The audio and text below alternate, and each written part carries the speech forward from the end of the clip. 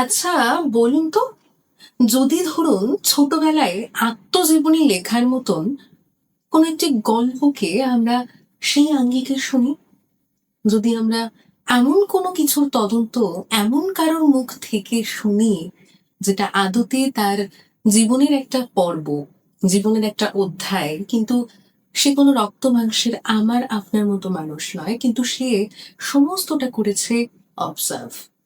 অবাক লাগছে না? হঠাৎ এই অদ্ভুত কথাগুলো কেন বললাম সেটা জানতে গেলে রহস্য, থ্রিল এবং সাসপেন্স দিয়ে সাজানো আমাদের থ্রিলার বাংলা স্টোরিকে শুনতে হবে। শুনতে হবে আজকের গল্প, ডক্টর অনিন্দিতা দের কলমে ঝুমকোলতা। তাহলে আর দেরি করব না, সরাসরি চলে যাব গল্পে। কিন্তু তার আগে একটি বিশেষ কথা, যারা গল্পটিকে ভালোবাসবেন, যাদের গল্পটি ভালো লাগবে, যারা আমাদের চ্যানেলটির সঙ্গে থাকতে চাইছেন, তারা প্লিজ সাবস্ক্রাইব করে পাশে থাকা বেল বাটন ক্লিক করে অল নোটিফিকেশন অন করবেন এবং সঙ্গে হাইপ বাটনটা প্রেস করতে ভুলবেন না। গল্প শোনার শেষে জানিয়ে যাবেন আপনাদের মূল্যবান মতামত। তাহলে শুনে ফেলা যাক।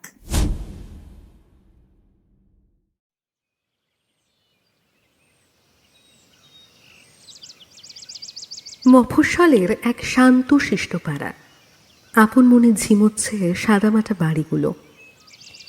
শহুরে জীবনের 10টা-5টার ব্যস্ততা এখনো স্পর্শ করতে পারেনি ওদের। তবে বসতি শুরু এই পাড়াটার ঠিক পর থেকে। মধ্যবিত্ত বাড়িগুলো তাই যেন আপ্রাণ চেষ্টা করে যাচ্ছে স্বাতন্ত্র্য রক্ষা করার। এই পাড়ার এক চিলতে মুদির দোকান আপাতত আমাদের ঠিকানা। এখানে কেনাকাটার থেকে গল্প গুজবই চলে অনেক বেশি।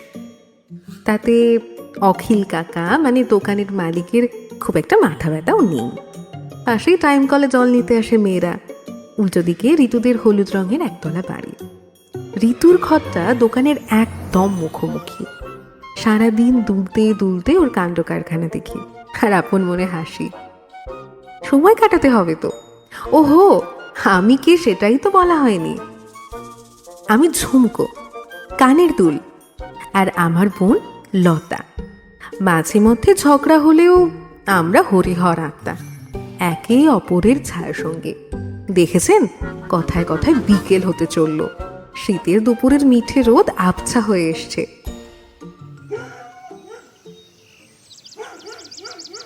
ভুলু কুকুরটা দিবানিদ্রা শেষে বিচিত্র সুরে ঘেউ ঘেউ করে যাচ্ছে। পাত্তা দিচ্ছে না কেউ। দুই দিকে বিনুনি ঝোলানো স্কুল ইউনিফর্ম পরা ঋতু বাড়িতে ঢুকছে। আজ একাছে বড় ওর সেই সুন্দরপানা বেস্ট ফ্রেন্ড আহেলি কোথায় রে? সে হয়তো আজও ডুব মেরেছে। মহা ফাঁকি বাজবে, পড়াশোনায় মন নেই, কথাবার্তা শুনে বুঝিস না। তুই চুপ কর তো। অমন সুন্দর মুখ, হরিণের মতো চোখ, গোলাপের পাপড়ির মতো ঠোঁট, আহেলির কানে আমাদের কত সুন্দর লাগবে বলতো। আমার সব সময় ভয় লাগে যদি ঋতুর মতো কালো কুষ্টি মালকিন জোটে, 2 জন্ম বৃথা যাবে। তবে কলতলার মাসিমাদের মতো কথা বলিস না তো। সুন্দরের আবার কালো ফর্সা কি? মানুষ হলে এতক্ষণে body shaming, skin colour shaming, আরো কত শক্ত শক্ত কথা শুনিয়ে দিত। কলতলার পাশে থাকি তো কলতলার মাসিমাদের মতোই তো কথা বলবো। আর এই সব ইংরেজি শব্দ তো তুই ঋতুর থেকে শিখেছিস। সেদিন ফেস প্যাক মাখবে না বলে মাকে এই সব বোঝাচ্ছিল। আমি কিছু বলতে যাচ্ছিলাম, কিন্তু ঠিক সেই সময় উল্টো দিক থেকে ভেসে এলো ঋতুর মা পাপিয়া দেবীর চিৎকার। অবত্যা ঝগড়া মুলতুবি দিয়ে কান পাতলাম। এই এই গল্পের বইটা স্কুল ব্যাগে কি করছে? ফেলুদা সিলেবাসে আছে কবে থেকে? ফেলুদা কত ঘুরে বেড়ায়, কত বুদ্ধিমান, চোখের নিমেষে অপরাধীদের ধরে ফেলে। গল্পের বই থেকেও অনেক কিছু শেখা যায় মা। তাই বলে সারাদিন গোয়েন্দা গল্পে মুখ বুজে বসে থাকবি? কি হবে এই ছাইপাশ পড়ে? ও তুমিও সব বুঝবে না। বুঝে কাজ নেই আমার। কাল স্কুলে বায়োলজির প্রজেক্ট জমা দেওয়ার লাস্ট ডেট, সেটা খেয়াল আছে? হ্যাঁ, বেলা করে দেবে বলেছে। ও সব ব্যাঙের পৌষ্টিকতন্ত্র আঁকতে আমার ভাল লাগে না। সত্যি রে, বেলার কত গুণ, কাজের মেয়ে হয়েও কত সুন্দর ছবি আঁকে, আর তুই শুধু কাল্পনিক রহস্য খুঁজে খুঁজে নিজের আর আমাদের মাথা খারাপ করে দিস। আরতির মা ড্রয়ার থেকে নিয়মিত টাকা পয়সা সরাতো, এটা কি কাল্পনিক? তাহলে কাজ ছাড়িয়ে দিলে কেন? ওই এক আরতির মাকে ধরে তুমি বিশাল ফেলুদা ব্যোমকেশ হয়ে গেছো না? হ্যাঁ, আজ বাবা এলেই বলছি এই গোয়েন্দাগিরির ভূত নামাতে। বাবা তো নিজেই তোমার ভয় বাইরে দাঁড়িয়ে সিগারেট খেয়ে পান চিবোতে চিবোতে বাড়ি ঢোকে, আমি সব জানি। আজ তোদের দুজনেরই কপালে না দুঃখ আছে। দেখ, ভাত আর ঝিঙ্গে পোস্ত দিয়ে ডিনার করবি আজ।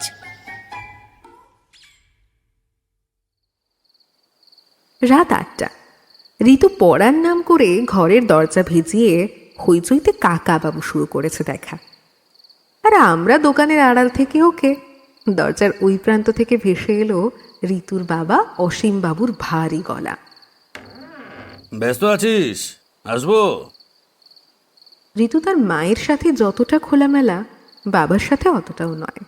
বেশ ভয়ই পায় বাবাকে। তাড়াতাড়ি ফোন রেখে উঠে দাঁড়ায়। হ্যাঁ বাবা, কিছু বলবে? শুনলাম তোমার পড়াশোনায় মন নেই, সারাদিন ফেলুদা গিলছ। এসবের মানে কি? গোয়েন্দা গল্প পড়া কি খারাপ বাবা? না, খারাপ নয়, কিন্তু সব কিছুরই একটা সীমা আছে তো। আমার চুপচাপ মানুষকে পর্যবেক্ষণ করতে ভালো লাগে। কে কখন মিথ্যে বলছে, কে কি লুকোচ্ছে, আমি জানো বাবা এসব যেন আপনা আপনিই বুঝে যাই কিভাবে একটা। এখনো পর্যন্ত তোর কেসের সংখ্যা 2। রান্নাঘরে দুধ চুরির আসামি মিনু বিড়াল, আর ড্রয়ার থেকে বাজারে টাকা সরানোর সাসপেক্ট আরতির মা। অবশ্য ভিডিও রেকর্ডিংটা ভালোই করেছিলি, একেবারে হাতে নাতে প্রমাণ। বাবাকে ভালো মোটে পাওয়া লটারি পাওয়ার মতোই বিরল ঘটনা। ঋতু সাহস করে বলেই ফেলল, বাবা আমি গোয়েন্দা হতে চাই। রাজস্থানে একটা প্রাইভেট ডিটেকটিভ ট্রেনিং ইনস্টিটিউট আছে, ওখানে আমি উচ্চ মাধ্যমিকের পর ট্রেনিং করতে যেতে চাই। মাথাটা একেবারেই খারাপ হয়ে গেছে, ওসব মেয়েদের লাইন নয়। কাজের ওরকম জেন্ডার ডিভিশন হয় না বাবা, ওগুলো সমাজের তৈরি করা। তাই যদি হতো তাহলে শার্লক হোমস, ফেলুদা, ব্যোমকেশ সবাই পুরুষ কেন? তুমি যেসব গল্পের মধ্যে ডুবে থাকো সেখানে মেয়েদের ভূমিকা কতটুকু? Miss Marple, Nancy Drew, Enola Holmes, কি? এরা সবাই মহিলা গোয়েন্দা। সে বিদেশের ব্যাপার সেবার আলাদা। এদেশেও তো আছে, কেন? মিতিন মাসি। আলোচনাটা আরো চলতো, কিন্তু ঋতুর মায়ের আচমকা আগমনে বাঁধ সাধল। আহেলির মা ফোন করেছিল, মাছের চপ ভাসছে, তোর প্রিয়, যা খেয়ে আয়। 3টে বাড়ি পরে আহেলিদের বাড়ি। ঋতু দৌড় মারল। কি গো, কথা বললে মেয়ের সাথে? কি বুঝছো? ভূতটা সহজে মাথা থেকে নামবে বলে মনে হচ্ছে না। কি সব গোয়েন্দা হওয়ার ট্রেনিং নেবে বলছে। সে তো ওর ডায়েরিতেও হাবিজাবি লেখা পেয়েছি, কলকাতায় কটা ডিটেকটিভ এজেন্সি আছে, হ্যান ত্যান। এখন তো কলকাতাতেও আটকে নেই, গোয়েন্দা হতে নাকি রাজস্থান যেতে হবে। আমাদের মেয়েটা এমন অদ্ভুত হলো কেন বলো দেখি? ভুলভাল যত সব। এমনিতেই কালো মেয়ে, কেমন পাত্র পাওয়া যাবে ভেবে রাতে ঘুম হয় না আমার। তোমার সবেতেই নাটক করার অভ্যেসটা আর গেল না। অল্প বয়সে মাথায় অনেক রকম পোকা কুড়কুড় করে। আমিও তো ওর বয়সে ভাবতাম মহাকাশচারী হব, বললাম তো সেই সরকারি অফিসের ক্লার্ক। না, তবু আহেলিকে দেখো, কত মিষ্টি মেয়ে, কি সুন্দর ব্যবহার। ভালো কথা মনে করিয়েছ তো। আহেলির বাবার সাথে কথা বলতে হবে। সেদিন দেখলাম স্কুলের পাশে একটা ছেলের সাথে কথা বলছে। আমাদের মেয়ে অন্তত এইসব ছেলেবাজি তো করে না। আহেলের মায়ের উত্তরটা শোনা হলো না, তার আগেই অখিল কাকা দোকানের শাটারটা নামিয়ে দিল। আজ বেশ জমেছিল, ক্লাইম্যাক্সটা মিস হয়ে গেল। দুল হয়ে জন্মালে এই হয়। আচ্ছা, ঋতু কি পারবে ওর বাবা মাকে রাজি করাতে?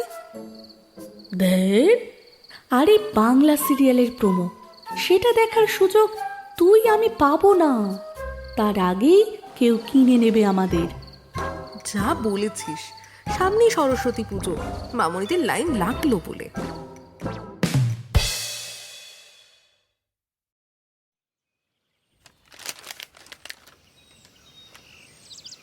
রবিবার সকাল। ঋতু রোজকার মতোই পড়ার বইয়ের আড়ালে গল্পের বই পড়ছে। আহেলি এসে বই বন্ধ করে দিয়ে বলল, এই মুটকি, বিকেলে মেলায় যাবি? ছেলে দেখার জন্য মেলাই হচ্ছে সেরা জায়গা। আর ছেলে দেখে কি করবি? হ্যাঁ, যার সাথে গত কদিন ধরে গুজগুজ ফিসফাস করছিস তার কি হবে তাহলে? মানে তুই কি করে জানলি? তার মেসেজ এলে তোর মুখে যেরকম 1000 ভোল্টের আলো জ্বলে ওঠে, যে কেউ বুঝে যাবে। তুই একটা জাতা। ভেবেছিলাম সুজয়ের সাথে দেখা করিয়ে তোকে সারপ্রাইজ দেব, কিন্তু তুই বলার আগেই সব বুঝে যাস। ধুর। ওদের কথার মাঝেই দরজায় পরিচিত ছায়া পড়ল। বেলা এসেছে ঘর মুছতে। বছর 15 মিষ্টি একটা মেয়ে। আরতির মাকে ছাড়িয়ে দেওয়ার পর বেলাকে কাজে রাখা হয়েছে। ঋতুর সঙ্গে বেলার খুব ভাব। দিদি ভাই, একটা সিনারি এঁকেছি কাল রাতে, দেখবে তুমি? তুই দেখালেই দেখবো। আর শোন না, বিকেলে মেলায় যাব, যাবি নাকি আমাদের সাথে? আহা, আবার ওকে কেন? না গো, লোকজন, ভিড়ভাট্টা, খুব ভয় লাগে আমার। কেন রে? লোকজন কি ডাইনোসর যে তোকে খেয়ে নেবে? বেলা কিছু না বলে ঘর মুছে বেরিয়ে গেল। কিন্তু বাংলা টিউশন কামাই করে মেলায় যাওয়াটা রিস্ক হয়ে যাবে না? স্যার যদি বাড়িতে ফোন করে? আমাদের ব্যাচের পারুলের সাথে বাংলা স্যারের অ্যাফেয়ার চলছে। পারুলকে আমি বলবো, স্যার যদি আমাদের বাড়িতে ফোন করে, আমরাও পারুলের বাড়িতে ফোন করে সব বলে দেবো। তুই একদম চাপ নিস না, বুঝলি? তুই যে কিভাবে আগে থাকতে সব বুঝে যাস, তোকে গালাগাল দেবো না আদর করবো তাই বুঝে উঠতে পারি না।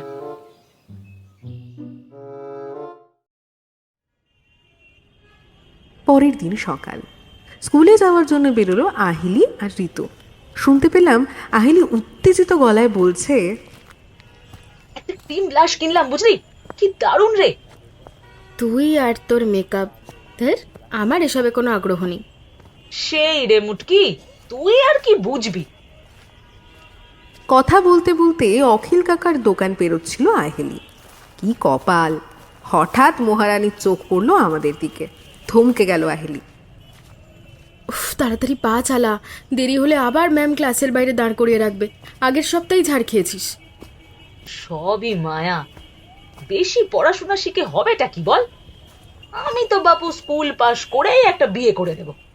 একটু প্রেম ভালোবাসা মস্তি না থাকলে জীবনটা একেবারে ওই বাসি মুড়ির মতো মিয়ে যায়। আরে কান ধরে দাঁড়িয়ে থাকতে মান সম্মানে লাগে না তোর? সব মেয়েগুলো দাঁত বার করে হাসে, অসহ্য। ছাড় তো, কাল সরস্বতী পুজো, ঘন্টা ক্লাস হবে আজ। হেই, ওদিকে দেখ, কি সুন্দর না ঝুমকোটা! আমার চাই চাই চাই চাই, আমার ওটাই চাই। আমাদের এক ঝলক দেখেই ঋতুর মনীষা কৈরালার মতো চোখ দুটো হলদিরামের রসগোল্লা হয়ে গেল। এ ভাই, এই দুলজোড়া আমার রে। সামনে মায়ের জন্মদিন, মাকে দেব। পরপর 3 দিন তোর ম্যাথের হোমওয়ার্ক করে দিয়েছি, এইটুকু তো কনসিডার কর। না, হবে না, ওটা আমি আগে দেখেছি, আমার অধিকার। দুই সখীতে তর্কাতর্কি হল্লাহাটি শুরু হলো। আমি ফিসফিস করে লতাকে বললাম, দেখ, আমাদের কনসেন্ট নেওয়ার প্রয়োজনই মনে করছে না। এ যেন জোরজার মুলুকদার। হ্যাঁ, ঠিক বলেছিস ঝুমকো, কানের দুল বলে কি আমরা মানুষ নই? তবে আমি আহেলির কাছেই যেতে চাই। ঋতু সেভাবে ঝগড়াঝাটি করতে পারে না, ফলে যা হওয়ার তাই হলো। একটু পরে আমাদের ব্যাগে পুরে আহিলি জয়ের হাসি হাসলো। আরে তুই ঝুমকো দুলিয়ে কেত মেরে কি করবি মুটকি? তোর তো একটা বয়ফ্রেন্ডও নেই, কাকে দেখাবি?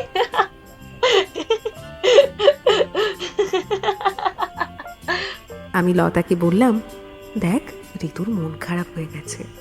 আইলি একটু ফর্সা সুন্দরী, এমনভাবে হাঁটা করে ওকে, এটা কিন্তু ঠিক নয়, বল? লতা আমার কথা শুনেও শুনল না। তোর লাইফেও বা কোন শাহরুখ খান আছে? তোর লাভ অফ লাইফ রাহুল দা তো ফিরেও তাকায় না। আর বাকি রইল ফেসবুক, ওখানেও যাদেরকে জোটাস সেই সব মাল তো 1 মাসের বেশি টেকেও না। রাহুল একটা গাধা। বেশি পড়াশোনা করে করে ওর মুখটা একেবারে রাম ছাগলের মতো হয়ে যাচ্ছে দিন দিন। আঙুর ফল টক। বলেই তো ছিলাম, তোর মতো একটা লাস্ট বেঞ্চার ছাম্মাক ছেলের দিকে ও কোনোদিন ফিরেও তাকাবে না। রাহুল একটা জাস্ট ইনফ্যাচুয়েশন ছিল আমার। আমি আমার ট্রু লাভকে খুঁজে পেয়েছি, বুঝলি? কালকে ডেট আছে, বাইকে করে উত্তম সুচিত্রা হয়ে একেবারে লং ড্রাইভে যাব।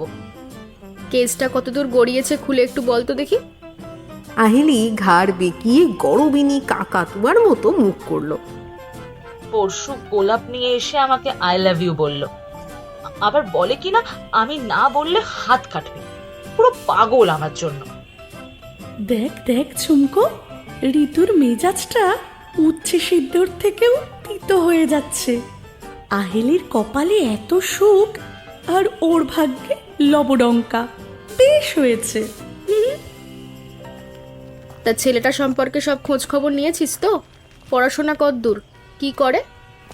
ওর পুরো নাম সুজয় বসু, হেভি হ্যান্ডসাম, জন আব্রাহামের মতো পুরো। বাইকও আছে, এদিক ওদিক ঘুরতে নিয়ে যাবে। ভালোই হলো, লাইফ সেট আমার। ওই রাহুল অপদার্থটা এসব কিছুই পারতো না। আরে কি রে, সেটা তো বল। আমাদের বয়সী? না না, আমাদের থেকে বড়। জামা কাপড় দেখলেই বোঝা যায় রে পয়সাওয়ালা বাড়ির ছেলে। বাকি সব জেনে যাব। পেঁয়াজের খোসা ছাড়ানোর মতো মালটাকে এক্সপ্লোর করবো একটু একটু করে। তুই ছেলেটার সম্পর্কে কোনো খোঁজ খবর না নিয়ে সম্পর্কে জড়িয়ে গেছিস? তোর মাথায় কি পুরো গোবর পোড়া? এটাকে লাভ অ্যাট ফার্স্ট সাইট বলে রে ছাগলি। তুই এসব বুঝবি না। তাছাড়া ফেসবুকে আলাপ, এত কিছু জানবো কি করে? জানার ইচ্ছে থাকলেই জানা যায়। আমাকে একবার বললে আমি ওর সব খবর টেনে বার করতাম। সব জেনে গেলে রহস্য থাকে না। আমাকে ওই তোর গোয়েন্দাগিরির গিনিপিগ বানাস না তো। ঋতু চুপ করে রইল। স্কুলে ঢোকার মুখে আহিলি ঋতুকে তোয়াজ করার ভঙ্গিতে বলল, শোন ভাই, কালকের দিনটা আমার জন্য খুব স্পেশাল। মা যদি তোকে ফোন টোন করে একটু ম্যানেজ দিস কিন্তু, প্লিজ প্লিজ। কেস খাওয়াস না। তা যাবি কোথায় কাল? সিনেমা দেখাতে নিয়ে যাবে বলেছে। তার মানে অন্ধকারে ঢলাঢলি করার ধান্দা আছে। মাল সুবিধের নয়। এই, তুই আমার বরের নামে উল্টো পাল্টা কেন বলছিস রে পেঁচি? ও আমাকে মালঞ্চে নিয়ে যাবে বলেছে। একই পেপসি থেকে চুমুক দেবো দুজনে। কি রোমান্টিক না? মালঞ্চ হল? সে তো অনেক দূর এখান থেকে। তা কি বাড়ির পাশের হলে যাবো বুড়বকের মতো? বাবার কানে খবর গেলে একটা মারও বাইরে পড়বে না। ঋতু আর কিছু বলল না। আহিলি বেশিক্ষণ চুপ করে থাকতেও পারে না। একটু পরেই ঋতুকে চিমটি কেটে বলল, জাস্ট ভাব তুই, অন্ধকার হল, হাত ধরাধরি করে ওর গা ঘেঁষে বসে আছি। উফ, ভাবলেই আমার বুকের মধ্যে কেমন একটা হচ্ছে ভাই। বড্ড বেশি বাড়াবাড়ি করছিস কিন্তু। সবে ক্লাস 12 আমাদের। এইটুকু বয়সে না বুঝে এভাবে অন্ধবিশ্বাস করে মেয়েরা কিন্তু অনেক ভুল করে। একটু বোঝ। ওরে আমার দিদিমা এসেছে রে, তুই এসবের বুঝবি কি? আজ পর্যন্ত কোনো ছেলে তোর দিকে মুগ্ধ দৃষ্টিতে তাকিয়েছে? এসব অনুভূতি কেমন হয় কোনো ধারণা আছে তোর? সারাক্ষণ জ্ঞান দেওয়া শুধু। ঋতু সিরিয়ালের খলনায়িকার মতো চোখের কোণা দিয়ে আহিলির দিকে এক ঝলক তাকিয়েই মুখটা ঘুরিয়ে নিল। আমি আর লতা ঝমঝম শব্দ করে আহিলিকে বললাম, এই মেয়ে, ঋতু লেগে যাচ্ছে কিন্তু। সব কথা এভাবে গল গল করে বলে দিস না। আহিলি আমাদের কথা কানেই তুলল না, শুনতে পেল না কি জানে। ক্লাসে ঢুকে লাস্ট বেঞ্চে বসে এক মনে খাতায় ভূত আঁকতে শুরু করলো। সেদিন স্কুল শেষে আহিলির সাথে ওর বাড়ি গেলাম আমি আর লতা। আহিলির ড্রেসিং টেবিল আমাদের নতুন ঠিকানা।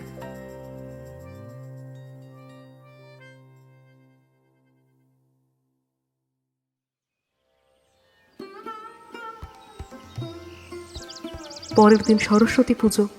সকালে আহিলি বাসন্তী রঙের শাড়ি পরে আয়নায় নিজের রূপের ঝলক দেখতে লাগলো। ওর চোখে কাজল, কপালে লাল টিপ, দুগালে ব্লাশের গোলাপি আভা, খোলা চুল। আমাকে বাম কানে পড়ল আর লতাকে ডান কানে। আপন মনে বলে উঠল, আজ সুজয়দা একেবারে ফিদা হয়ে যাবে। সাজগোজ শেষে আহিলি তারস্বরে ঝুমকা গিরারে চালিয়ে নাচতে শুরু করলো। ওর মা রান্নাঘর থেকে ছুটে এসে বললেন, সকাল সকাল মাথাটা কি খারাপ হয়ে গেল নাকি? পুজোর দিনে কোথায় একটু ভক্তিগীতি শুনবি, তা না। বেজর বেজর করে বিরক্ত করো না তো, রিল বানাচ্ছি, ঝামেলা করবে না একদম। কিছুক্ষণ অঙ্গভঙ্গি করবার পর আহিলি গান বন্ধ করে বাড়ি থেকে বের হলো। দুটো বাড়ি পরেই ঋতু থাকে। দুই সখীতে একসঙ্গেই চলল স্কুলের পথে। ঋতু আহেলির পা থেকে মাথা পর্যন্ত চোখ বুলিয়ে বলল, বাহ, খুব সুন্দর লাগছে রে তোকে। একই কথা যদি আমি তোকেও বলতে পারতাম। আর চোখে দেখলাম ঋতুর কালো মুখটা আরও কালো হয়ে গেল। আমার একটু মায়াই হলো মেয়েটার জন্য।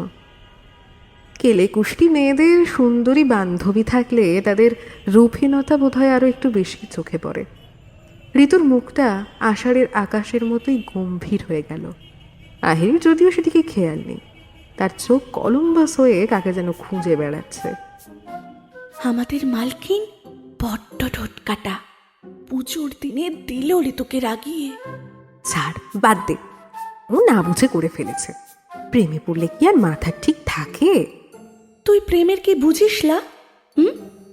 রেভান সানগ্লাসটা তো তোকে মুখের উপর না বলে দিল। প্ল্যাটিনাম স্টার্ট পিছনে পড়ে থাকলে ইমিটেশনের ঝুমকোকে পাত্তা দেবেই বা কেন? হ্যাঁ, আর চমচ বোন হয়ে তুই কেন আমার কাটা ঘায়ে নুনের ছিটে দিচ্ছিস বলতো?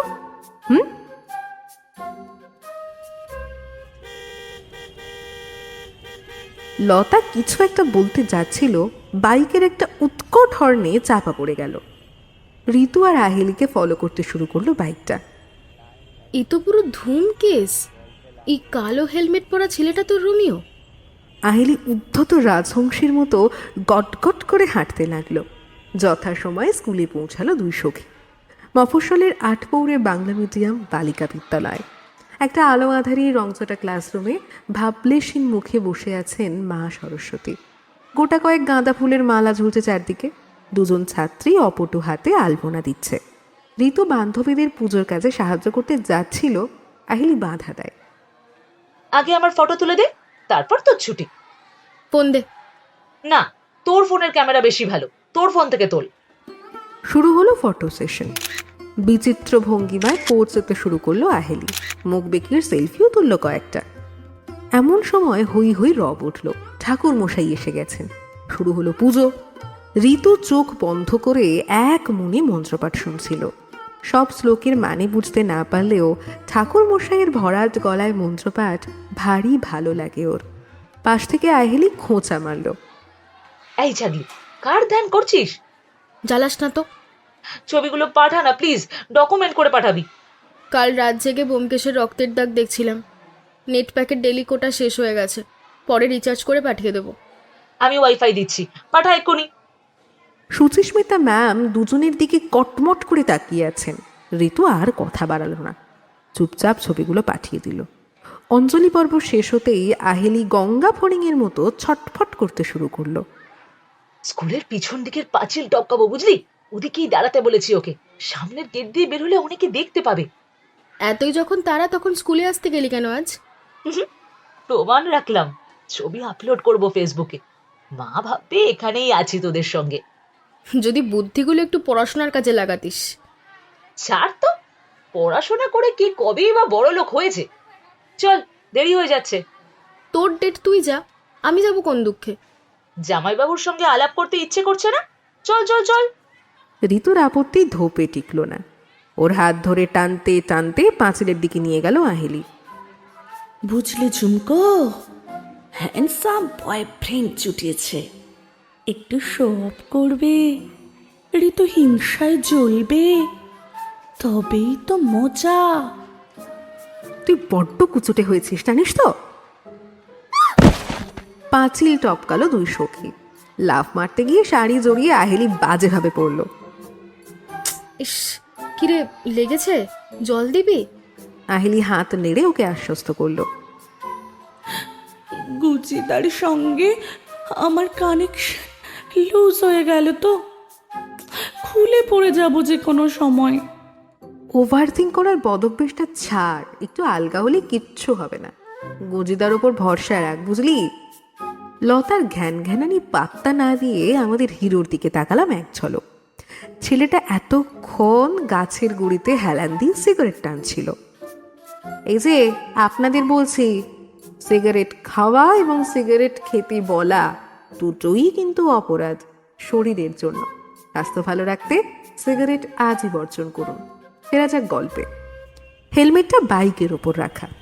আহিলি মিহি করে ডাকলো, সুজয়দা। ছেলেটা ঘুরে তাকালো। আর চোখে দেখলাম ঋতুর মুখ ফ্যাকাশে হয়ে গেছে, যেন ওর মুখ থেকে সবটুকু রক্ত কেউ শুষে নিয়েছে। হঠাৎ কি এমন হলো? সুজয় এগিয়ে এসে ঋতুর দিকে হাত বাড়ালো। হাই, তুমি তাহলে ওর সেই বেস্ট ফ্রেন্ড? ঋতু কোনো মতে হাসলো, তারপর সুজয়কে সম্পূর্ণ উপেক্ষা করে আহেলিকে বলল, তোর সঙ্গে জরুরি কথা আছে। কাল কথা হবে, দেখছিস তো আমি ব্যস্ত। ঋতু এইভাবে কাঁপছে কেন? হাত মুঠো করছেই বা কেন? আমি আর লতা রিন রিন করে বেজে আহেলির দৃষ্টি আকর্ষণ করতে চাইলাম, কিন্তু ওর ঘোর লাগা চোখে এক দৃষ্টিতে তাকিয়ে আছে সুজয়ের দিকে। আশেপাশে কি হচ্ছে কি হচ্ছে না কোনো দিকে ওর খেয়ালই নেই। ঋতু কয়েক মুহূর্ত কি যেন ভাবলো, তারপর নিজের ফোনটা নিয়ে পলকের মধ্যে আহেলির ওয়াইফাই ডিসকানেক্ট করে ওকে ব্লকড ডিভাইসের লিস্টে ফেলে দিয়ে কাঁদো কাঁদো গলায় আহেলিকে বলল, তুই তো জানিস আমার নেট প্যাকটা ফুরিয়ে গেছে। তো আমি কি করব? বয়ফ্রেন্ড জোগাড় কর একটা, সেই তোকে নেট প্যাক ভরে দেবে। সুজয় ফিক করে হেসে উঠল। ঋতু এসব গায়ে মাখলো না। ওয়াইফাইটা দে না একটু প্লিজ। এই ঝুমকো, এসব কি হচ্ছে রে? মাছের গন্ধ পাচ্ছি, আর এদিকে আমার যে প্রায় খুলে যাব দশা। চুপচাপ দেখে যা তো, একটু বুঝতে দে ব্যাপারটা। হটস্পট তো অন করাই আছে। কেন জানি না কানেক্ট হচ্ছে না। তোর ফোনটা আমাকে একটু 2 মিনিট দিবি প্লিজ? একবার আমার ফেসবুক প্রোফাইলে লগ ইন করবো। কাল বিকেলে ছবি দিয়েছিলাম, কটা লাইক পড়েছে। আহেলি চিৎকার করে উঠতে গিয়েও সুজয়ের দিকে তাকিয়ে সামলে নিল। ফোনটা দিল ঋতুর হাতে। জলদি, আমরা এক্ষুনি বেরোবো। সুজয়ের গা ঘেঁষে দাঁড়িয়ে এলোমেলো কথা বলতে শুরু করলো আহেলি। আমি আর চোখে দেখলাম ঋতু আহেলির হোয়াটসঅ্যাপে গিয়ে নিজের প্রোফাইলে আহেলির লাইভ লোকেশন শেয়ার করছে। লতাকে ইশারা করলাম। কি ধূর্ত মেয়ে রে বাবা! আমি আর লতা ঝমঝম করে বেজে উঠে আহেলিকে বললাম, তোর বান্ধবী জানতে চায় আজ তুই কোথায় কোথায় যাবি, তোকে ট্র্যাক করার চেষ্টা করছে, শয়তান মেয়ে একটা। আহেলি একটা হাবলি, বরাবরের মতোই আমাদের কথা শুনতেও পেল না। ঋতুর হাত থেকে ফোনটা ছিনিয়ে নিয়ে লাফ মেরে সুজয়ের বাইকে উঠে ওকে জড়িয়ে ধরে বসলো। ঠিক এই সময় আহেলির কান থেকে খুলে লতা পড়ে গেল মাটিতে। হাবলিটা দেখতেও পেল না।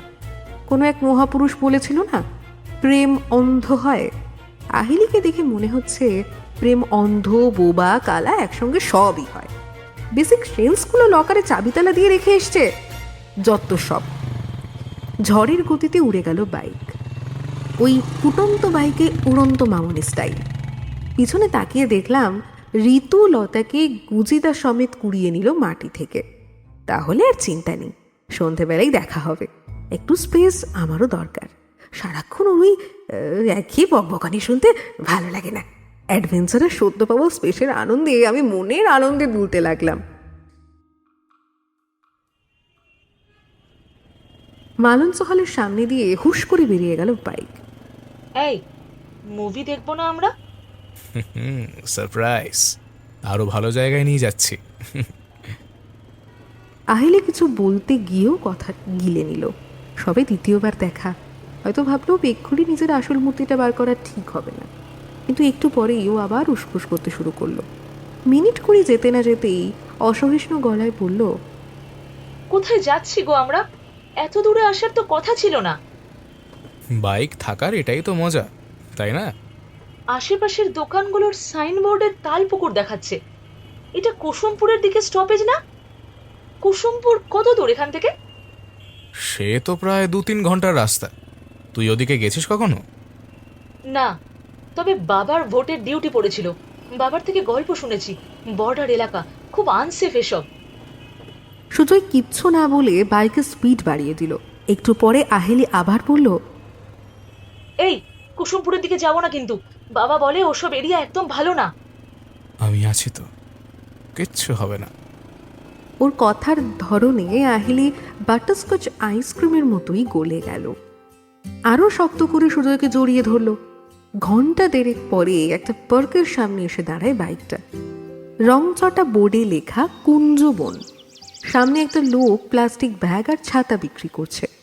আহিলি বাইক থেকে নামতেই ওর সারা শরীরে নীলদর্জের মতো চোখ বোলালো। তাকানোর ভঙ্গিটা এতটাই অসহ্য, ওর মতো অন্যমনস্ক মেয়ের চোখ এড়ালো না। লোকটা জানোয়ারের মতো তাকাচ্ছে, কিছু বলো।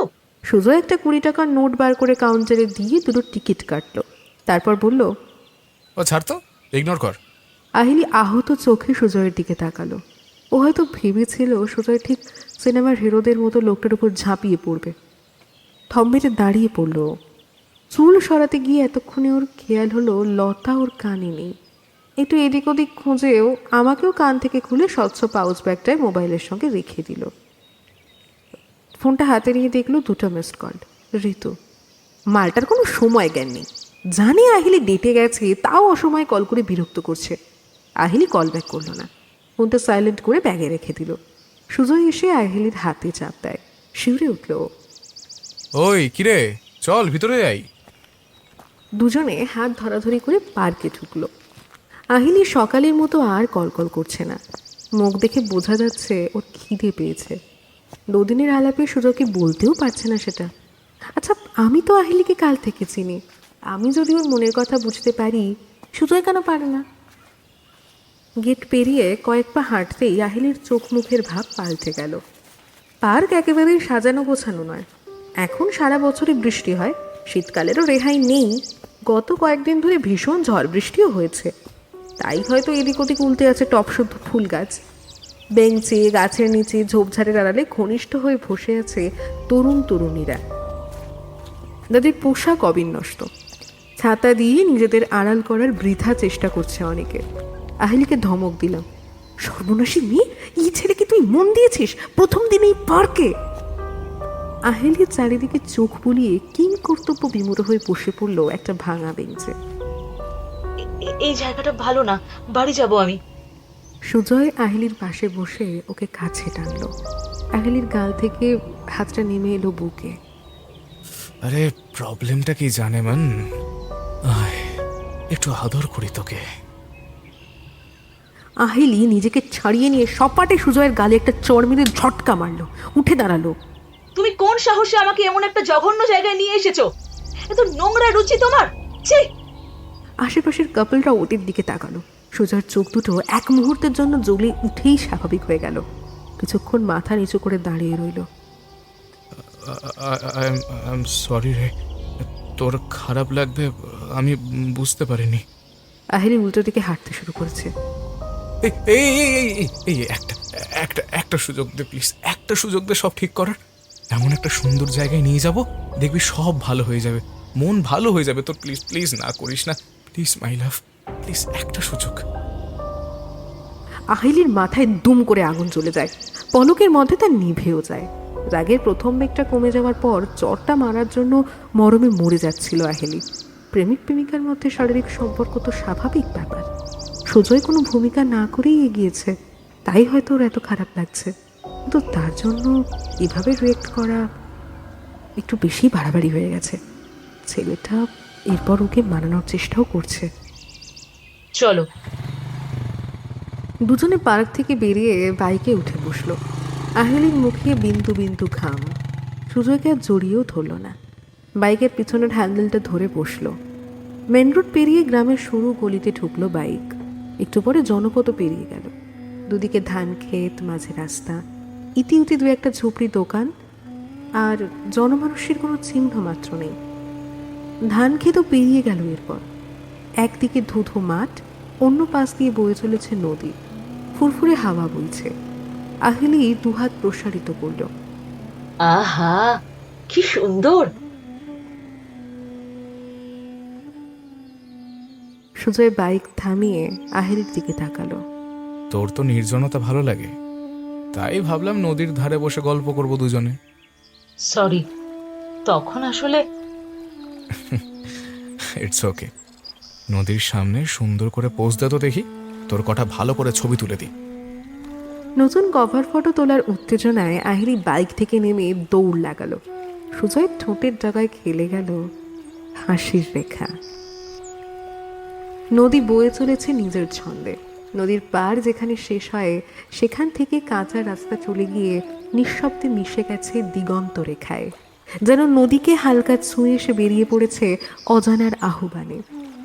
রাস্তার ওপারে ছোট্ট চায়ের দোকান, ধোয়ার অলস পাকে আবছা দেখা যায় টিনের চাল আর কাঠের দুটো বেঞ্চ।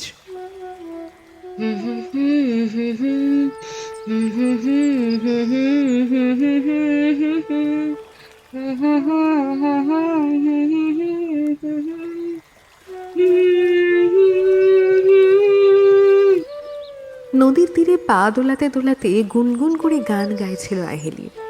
শীতের মিঠে করা রোদে ওর মনের সব গ্লানি ধুয়ে মুছে গেছে। দুপুর গড়িয়ে বিকেল হয়ে এসেছে। সবুজে স্পর্শমাখা মনোরম পরিবেশ, বাতাসে ভেসে আসছে ভেজা মাটির সোদা গন্ধ। নাম না জানা পাখিরা ডেকে চলেছে আপন মনে। দূরে দেখা যাচ্ছে সুজয়কে, আহিলির জন্যই চা আনতে গেছে। মাঠের ওই পার থেকে চায়ের গ্লাস আর সব খাবারের ঠোঙা নিয়ে হেঁটে আসছে। এবারে নদীর জলে পা ডুবিয়ে গল্প করবে ওরা। ইয়ে জওয়ানির ছবির রণবীর আর দীপিকার মতো। আহিলি ডুব দেবে সুজয়ের চোখে।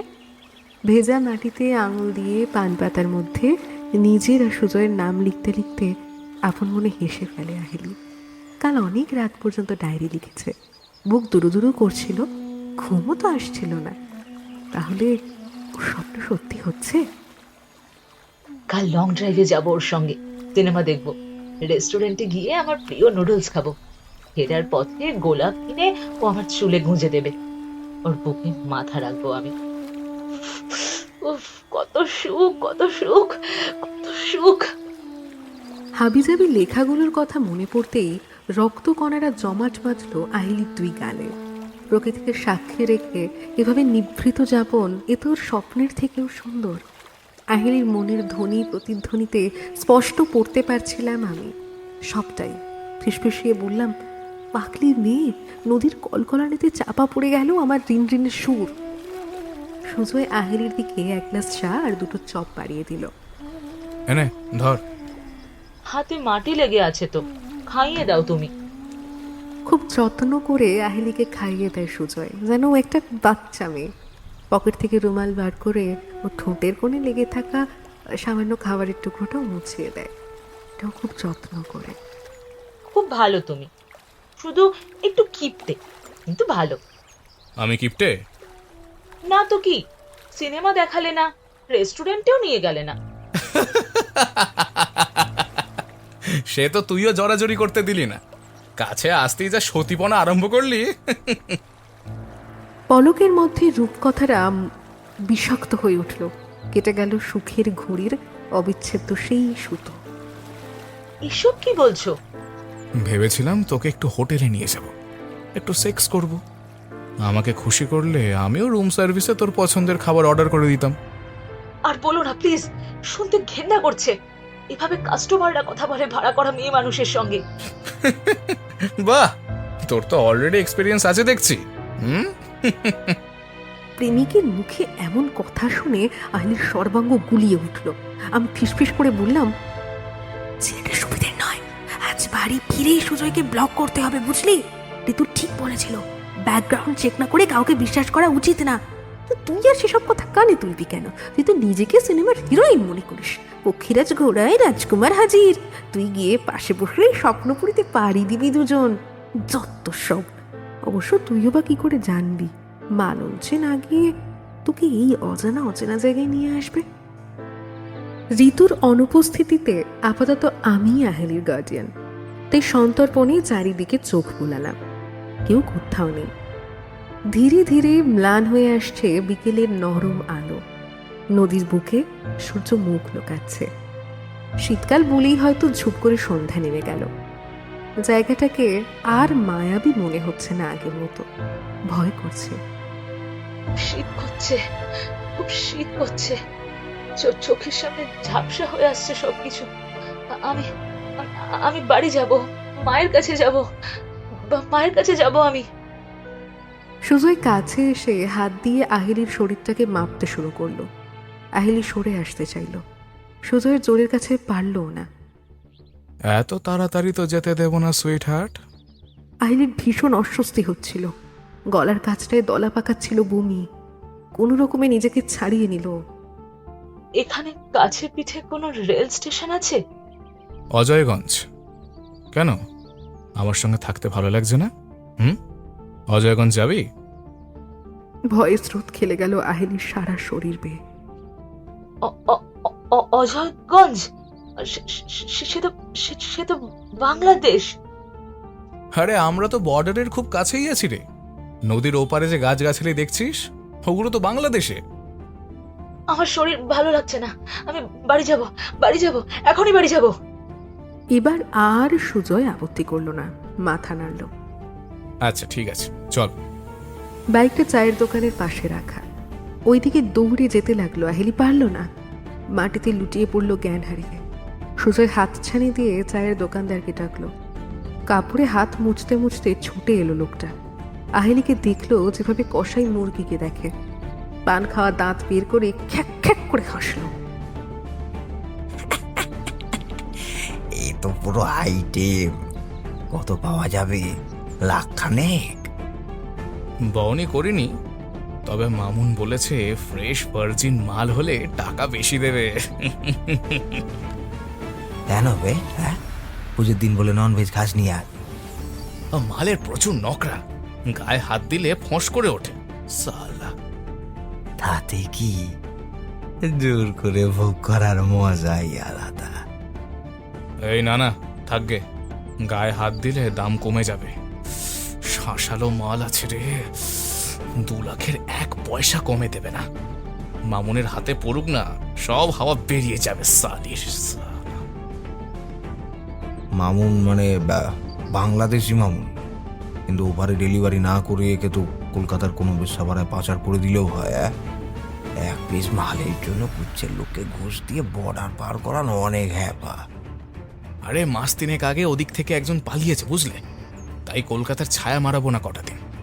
একে একবার বাংলাদেশে পাঠিয়ে দিই, এ যদি একবার বর্ডার পেরিয়ে ওখানে চলে গেল তো পাখি আর এদিকে পালিয়ে আসতে পারবে না, আর আমরাও সেফ থাকবো। তুই ভয় পেয়েছিস মনে হচ্ছে। হ্যাঁ, না না না না না না মানে সেই পালিয়ে যাওয়া মাল যদি পুলিশে কমপ্লেন করে দেয়, আমরাও তো কেস খেয়ে যেতে পারি, তাই না? ওই টুনটুনির অত সাহস হবে না। তাছাড়া কমপ্লেন করলে বাড়িঘর জ্বালিয়ে দিয়ে আসবো না? আমাদের মাথার উপর অনেক বড় হাত আছে। সেটাই তো বাঁচায়, না হলে। দুজনে মিলে আহেলির অচেতন শরীরটাকে টেনে হিঁচড়ে নিয়ে যেতে লাগলো চায়ের দোকানের দিকে। তুই ছেড়ে দে, আমি পাঁজা গোলা করে নিয়ে যাচ্ছি। না কাকা, তারপর তোমার শখ চাপলে মুশকিল। এর ছবি মামুনকে হোয়াটসঅ্যাপ করেছি, ও বলেছে ও বউনি করবে। মাল এঁটো হয়ে গেলে অনেক টাকা লস হবে, বুঝতে পারছো না? এ মাসে তো ডেলিভারি ডেট নেই, একে রাখবো কতক্ষণ? যদি জ্ঞান ফিরে এলে ঝামেলা পাকায়। একে তো পরের মাসে লটের সঙ্গে ওপরে পাঠানোর প্ল্যান ছিল। ভাবলাম তার আগে কটা দিন একটু এনজয় করে নেব, কিন্তু মাগিটা তখন এমন ভাবে চড় মারলো যে মটকা গরম হয়ে গেল। আজ রাতেই এর সব তেজ বার করে ছিবড়ে করে দিতে না পারলে আমার শান্তি নেই। আজকে এখনই তো প্রায় সন্ধে হইল, এত তাড়াতাড়ি সব ব্যবস্থা করতে পারবি? মাগির ছবি দেখে মামুন খুশি হয়ে গেছে, ওপার থেকে এক সাগরেদকে পাঠাচ্ছে। দুজনে মিলে সব ম্যানেজ করে নেব। ততক্ষণ এ পিছনের ঘরে পড়ে থাক। এমনিতেও যা ওষুধ দিয়েছি, 6-7 ঘন্টার আগে জ্ঞান ফিরবে না। তার মানে মাঝরাতে ট্রাকে করে মাল ওপারে যাবে। দেখ ভাই, তোর এই হঠাৎ খেয়ালের জন্য আমাকেও কিছু ঝক্কি পোহাতে হচ্ছে। 2 লাখ দাম উঠলে আমার 80 চাই মিনিমাম। তোমার আবার কি ঝামেলা? হ্যাঁ, এ তো এখানে কিছুক্ষণ লাশের মতো পড়ে থাকবে শুধু। আর হ্যাঁ, একে এখানে রেখে আমি কিন্তু ডেলিভারির ব্যবস্থা করতে যাবো। এর মাঝখানে তুমি যদি কিছু করে থাকো, ওখানে কিন্তু কথা দেওয়া আছে যে ভার্জিন মাল যাচ্ছে। তুমি শালা যদি কিছু করে থাকো না, কেকটা রেখে দেবো বলে দিলাম। ফালতু কথা না বলে মালের কথা বল, আমার 80 চাই ব্যাস। আহাইলিকে নিয়ে ওরা দর কষাকষি শুরু করলো, যেন মানুষ নয় বাজারের পটল মূলো। আমি ঝমঝম করে বাঁচছিলাম, আহিলের জীবনটা নষ্ট হয়ে যাওয়ার মুখে, কিন্তু ওকে তো উদ্ধার করার মতন কেউ নেই। কি হবে এবার? পতিতালয়ে বাকি জীবনটা কাটাতে হবে ওকে। কালকে আহিলের ডায়েরিতে লেখা হিজিবিজি লাইনগুলোর কথা মনে পড়তেই আমার ভীষণ কান্না পেয়ে গেল। মেয়েটা কিভাবে নিজের সব বিপদের দিনে বন্ধুর পাশে দাঁড়াতেই হবে আমায়। স্কুল পড়ুয়া সরল কিশোরীর থেকে বেশ্যা হতে আমি ওকে কিছুতেই দেব না।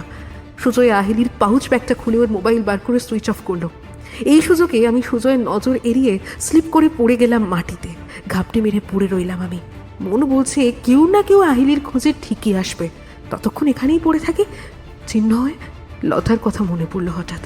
আর কি কোনোদিন দেখা হবে?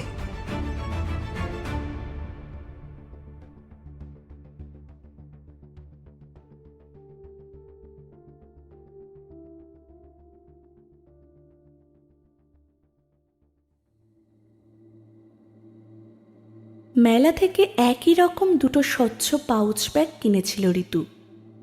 একটা আহেলিকে দিয়েছিল, আর একটা নিজে ব্যবহার করে।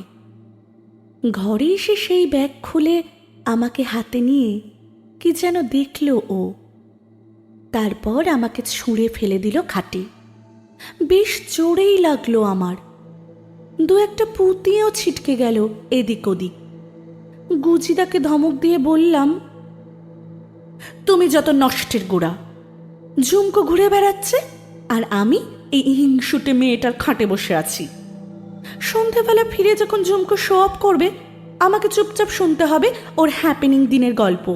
সব তোমার জন্য। আরে কাকুটা আহিলি অত জোরে লাভ দিল, তাই তো আমি লুজ হয়ে গেলাম। আমার কি দোষ বলতো? কাঁদুনি গাইতে শোনা তো, অপদার্থ, জঘন্য গুজি একটা। থম মেরে বসে রইলাম আমি, আহেলির সমুদ্রের ঢেউয়ের মতো। সারাদিন ঘরে গান চালিয়ে নাচানাচি করে, আয়নার সামনে দাঁড়িয়ে কথা বলে নিজের সঙ্গে। দেখে দু চোখ ভরে যায়। ঋতুর মধ্যে কোনো প্রাণ নেই। সেই তখন থেকে মাথায় হাত দিয়ে বসে আছে খাটের এক কোণে। ঘরের সব জানালা বন্ধ করে দিল হঠাৎ। একটা আলোও জ্বালালো না পর্যন্ত। দরজার একটা কপাট খোলা, যদিও বাইরে থেকে সূর্যের আলোর আভা কিছুটা হলেও তরল করে দিল ঘরের অন্ধকারকে। কিছুক্ষণ পরে মোবাইলটা হাতে নিয়ে কাকে একটা ফোন করল ঋতু। বসে বসে বোর হচ্ছি, কাজ তো নেই, তাই কান পাতলাম আমি। হ্যালো, হ্যাঁ শোন না, তুই একটু আমাদের বাড়িতে আসতে পারবি এখন? আর তোর আকাশেই ছবিটা নিয়ে আসিস তো। আরে দরকার আছে বলেই তো বলছি, একটা খটকা লাগছে, তাড়াতাড়ি আয়। ফোনটা রেখে আবার মনমরা হয়ে বসে রইল ঋতু। নিজের মনে আঙ্গুল মটকাচ্ছে, চোখ পিটপিট করছে আর দাঁত দিয়ে নখ ছিঁড়ছে। আহিলি কি সুন্দর, লম্বা লম্বা নখ রাখে, নেল পালিশ পরে, আর এই মেয়েটা একদম জঙ্গলি হয়ে থাকে সারাক্ষণ। আমি ওকে ভেঙচি কেটে বললাম, এই জন্যে ছেলেরা তোর দিকে ফিরে তাকায় না। তবে ফোনের কথাবার্তা শুনে যা বুঝলাম, ঋতুর বান্ধবী আসবে। যাক, দিনটা একেবারে নিরস কাটবে না তাহলে। দুজনের গল্প শুনে সময় কাটিয়ে দেব। আহেলি সম্পর্কে ঋতু আড়ালে কিভাবে নিন্দে করে জানতে হবে তো। সন্ধেবেলা বেশ জমিয়ে গসিপ করা যাবে ঝুমকো ফিরলে। ও মা! হঠাৎ ঘরের এই প্রান্ত থেকে ও প্রান্ত পায়চারি করা শুরু করলো ঋতু। এত অস্থিরতা কেন? ওর মা ঘরে এলেন। কিরে, ভূতের মতো একা একা কি করছিস? এত তাড়াতাড়ি ফিরে এলি যে স্কুল থেকে? এমনি ভাল লাগছিল না। আচ্ছা শোনো না, বলছি বেলা আসবে এক্ষুনি, ওকে এই ঘরে পাঠিয়ে দিও তো। কেন রে? সকালেই তো বাসন মেজে দিয়ে গেছে। তবে মেয়েটা বড় সুন্দর আলপনা দিয়েছে জানিস, খুব প্রশংসা করছে সবাই। আমি আসতে বলেছি তাই আসবে। এখন তুমি প্লিজ এখান থেকে যাও, বিরক্ত করো না। একটা বাচ্চা মেয়ে ঘরে ঢুকলো একটু পরেই। এক ঝলক দেখেই খেয়াল হলো এই মেয়েটা তো এদের বাড়ির কাছের লোক, বেলা। বাসন মাজে, ঘর মোছে। ঋতুর সাথে ওর প্রচুর পীড়িত। কাঁদতে কাঁদতে একদিন কি সব পালিয়ে যাওয়ার কথা বলছিল ঋতুকে, কিন্তু বেলাকে হঠাৎ জরুরি তলব কেন? মেয়েটার হাতে একটা সাদা কাগজ। ওকে দেখেই ঋতু কাগজটা ছিনিয়ে নিয়ে মন দিয়ে কি সব দেখতে লাগলো। আমার উল্টো দিকে দাঁড়িয়ে আছে ওরা। ওকে চোখে মেরেও কিছুই চোখে পড়ল না আমার। নিজের মনেই মনে মনে বললাম, ধত্তেরি। ঋতু কাগজটা বিছানার উপর রাখলো। জানিস বেলা, আহেলির নতুন বয়ফ্রেন্ডের সঙ্গে আজ আলাপ হলো। তোর আঁকা এই ছবিটার সঙ্গে ওর মুখের অদ্ভুত মিল আছে। তখন থেকে মনটা খুব খচখচ করছে রে। আলো আধারিতেও দেখলাম বেলার মুখ শুকিয়ে গেছে। রাজ, তুমি নিশ্চিত ও ছিল? ছবিটা পড়ে আছে খাটেই। ঘাড় উঁচু করে দেখলাম চৌকা মুখ, চাপদাড়িওয়ালা একটা ছেলেকে। আঁকা হয়েছে পেন্সিল দিয়ে, অনেকটা সুজয়ের মতো দেখতে। আবার ফাওয়াদ খানের সঙ্গেও যেন মুখের মিল আছে। আমার তো বাবু সব চাপদাড়িকেই একই রকম লাগে। একটা পেন্সিল স্কেচ দেখে কি আর অত বোঝা যায়? আমার এই কথারই প্রতিধ্বনি করল ঋতু। আমি নিজেও তো নিশ্চিত হতে পারছি না, কিন্তু আমার সন্দেহের 1% যদি সত্যি হয়ে থাকে তাহলে তো আহেলির ঘোর বিপদ। বিপদ আমারও। এই পাড়া ছাড়তে হবে আমাকে। অস্থিরভাবে ঘরময় পায়চারি শুরু করলো ঋতু। একটু পরে খাটে বসে দম নিল। আচ্ছা বেলা, তুই ওর ছবি দেখলে চিনতে পারবি? যাকে এক সময় ভালোবেসেছিলাম তাকে ভুলে যাওয়া কি অতই সোজা? তুমি ওর ছবি তুলেছ মোবাইলে? এতক্ষণ বলনি কেন? না রে, মাথায় আসেনি তখন। তাছাড়া ছবি তুললে ও তো বুঝে যেত বল। এমনিতেই ওকে দেখে যা ঘাবড়ে গেছিলাম।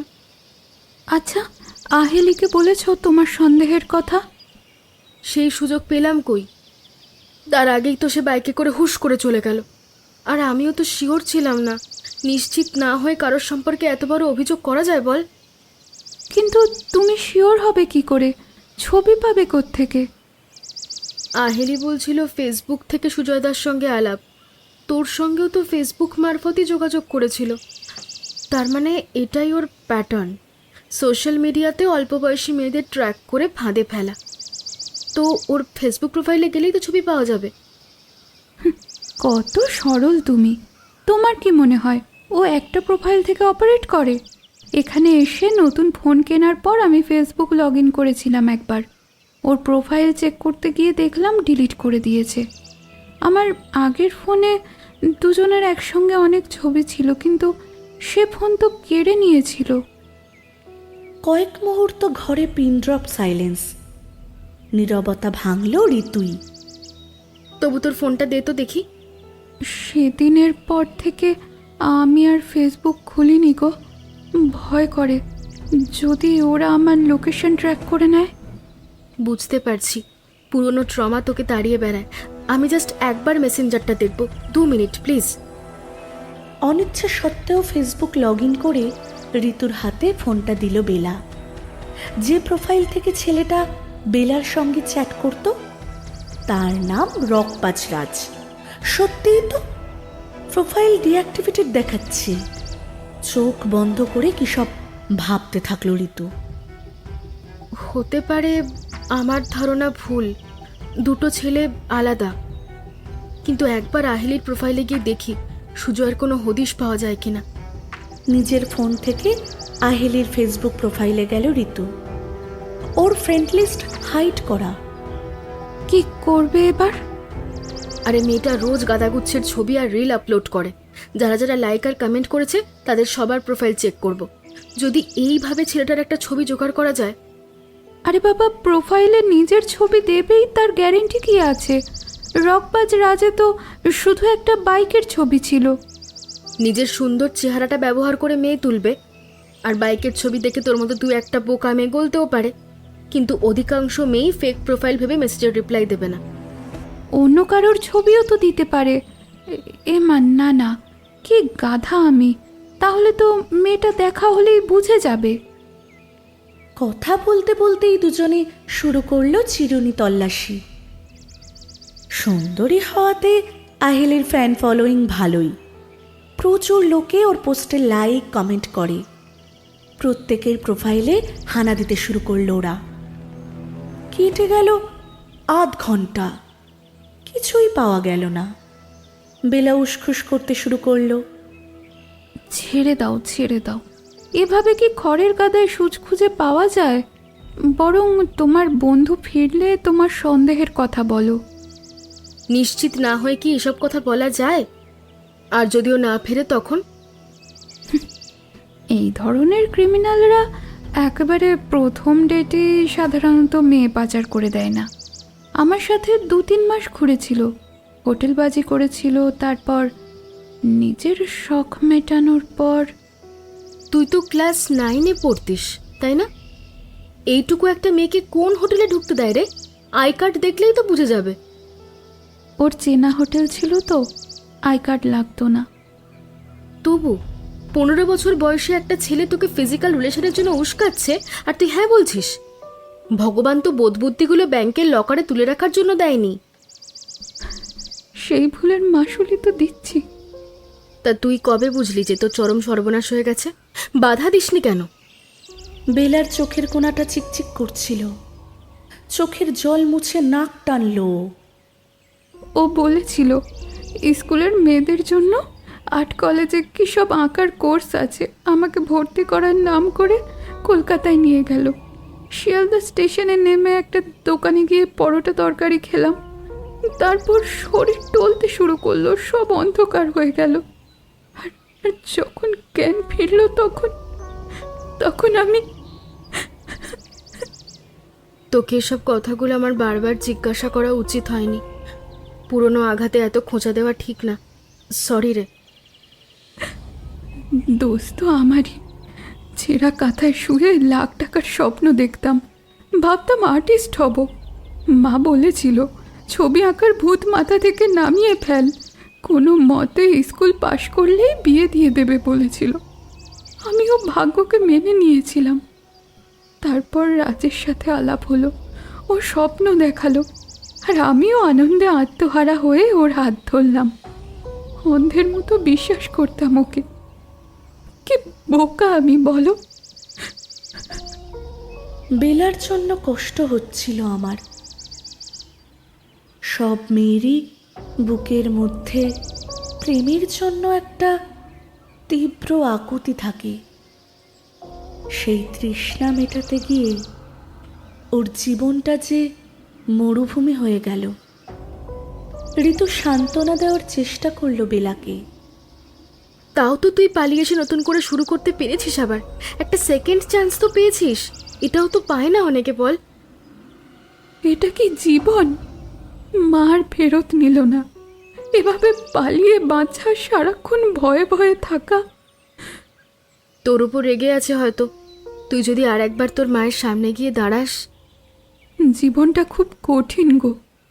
পাড়ায় আমার নামে বদনাম রটে গেছে। আমাকে থাকতে দিলে বোনেদের বিয়ে দিতে পারবে না। মা সুধা মাসির ঠিকানা দিয়ে বলল মাসির সঙ্গে এই বস্তিতে থাকতে। মাসি কয়েকটা কাজ খুঁজে দিল। কোথায় ভেবেছিলাম আর্টিস্ট হব, কিন্তু সেই মায়ের মতোই ঠিকেছি হয়ে দিন গুজরান করতে হচ্ছে আমাকে। এরই নাম কপাল। তোকে অনেক দিন বলেছি পুলিশে কমপ্লেন কর, লড়াই কর। তুই তো আমার কোনো কথাই শুনিস না। ও সব সিনেমায় হয়। আমার বাপ নেই। মা সকালে ট্রেনে কলকাতা গিয়ে 3 বাড়ি কাজ করে ফিরতে ফিরতে সন্ধে। বাড়িতে 2 বোন থাকে।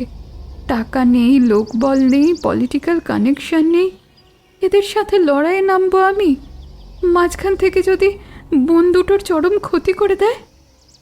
ঋতু আর কিছু বলল না, হয়তো সান্ত্বনা দেওয়ার ভাষা খুঁজে পেল না।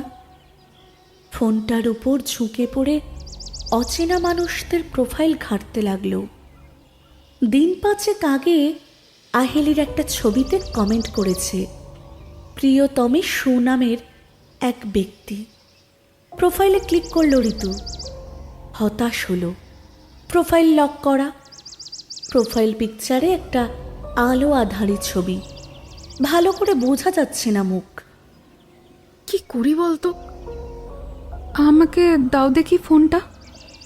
এই যদি সুজয় হয়। লকড প্রোফাইলের স্ক্রিনশট নিল বেলা। তারপর ওর প্রোফাইল পিকচারটা ক্রপ করে জুম করল। অন্ধকার অন্ধকার ছবি, সাইড ফেস, পুরো মুখটা বোঝা যায় না। তবু চিনতে অসুবিধা হওয়ার কথা নয়। এই মুখ কোনো দিন ভুলতে পারবে না বেলা। বেলার হাত কাঁপছিল। ফোনটা মেঝেতে পড়ে গেল ওর হাত থেকে। স্ক্রিন ফেটে চৌচির। বেলার মুখের দিকে তাকিয়েই যা বোঝার বুঝে গেল ঋতু। তখনই ভাঙা ফোন থেকেই কোনো মতে ফোন করলো আহেলিকে। পর পর দুবার। আহেলি ধরল না। বুঝলি বেলা, হোয়াটসঅ্যাপে গিয়ে দেখলাম আহেলির লাস্ট সিন সকাল 11:10। তখন তো আমি আহেলির লাইভ লোকেশন শেয়ার করেছিলাম।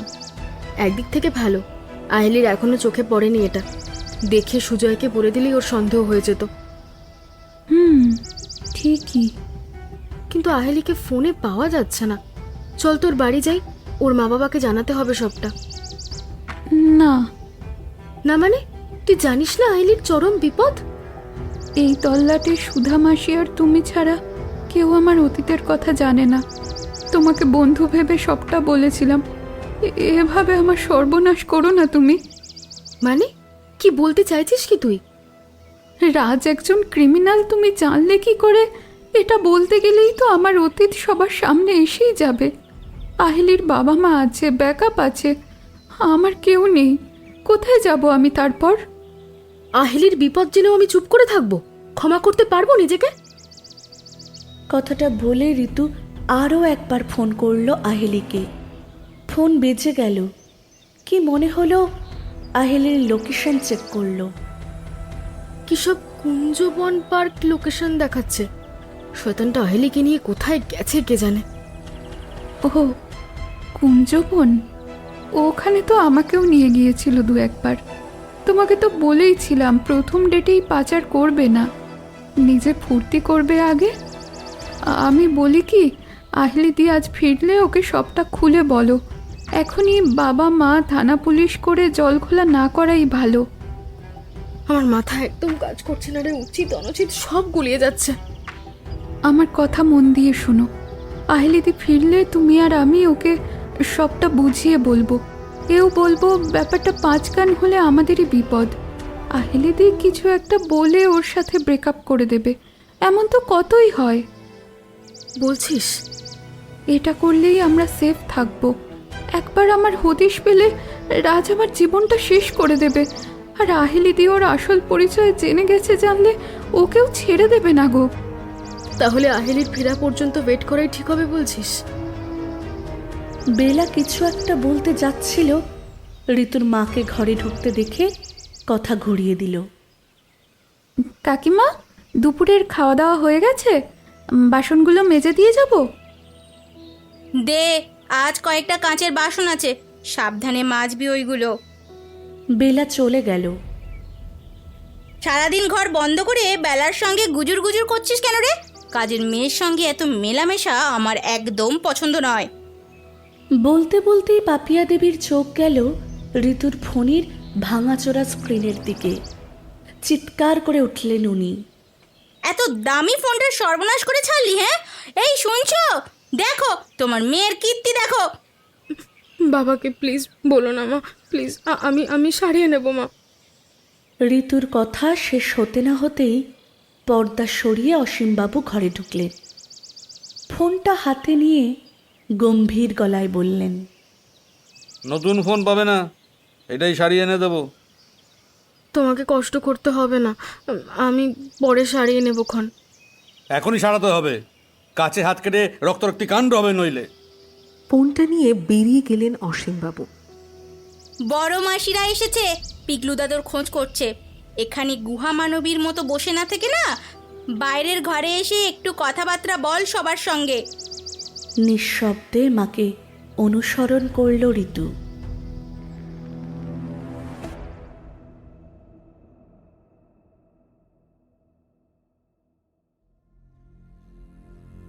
ঘন্টা তিনেক পরে ফোনটা হাতে পেয়েই আহেলিকে ফোন করল ঋতু। Switch off. আর থাকতে না পেরে আহেলির মাকে ফোন করে লাউড স্পিকারে দিল। আহেলির মা মানসী দেবী ও প্রান্ত থেকে বললেন, কিরে, তোদের গার্লস পার্টি কেমন চলছে? সে কোথায়? ঋতু বুঝল আহেলি ঢপ মেরে বাড়ি থেকে বেরিয়েছে, এখনো ফেরেনি। কয়েকবার হ্যালো হ্যালো বলে ফোন কেটে দিয়ে আহেলির লোকেশন চেক করলো ও। লাস্ট লোকেশন আপডেট হয়েছে 1 ঘন্টা আগে।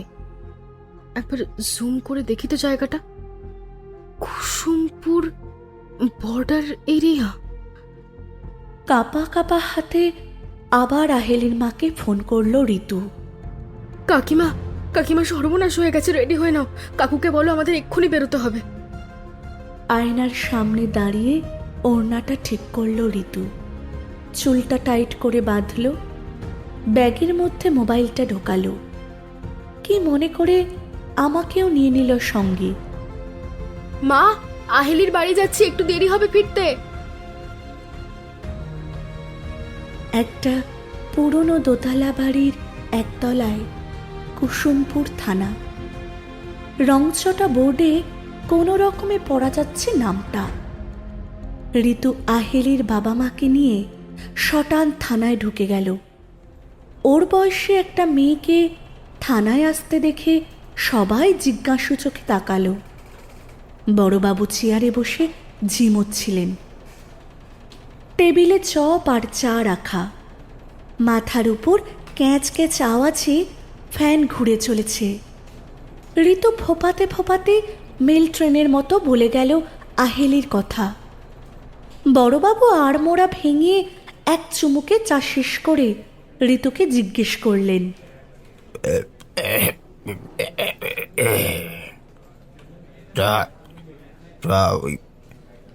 ওই মেয়েটা কি যেন নাম বললে?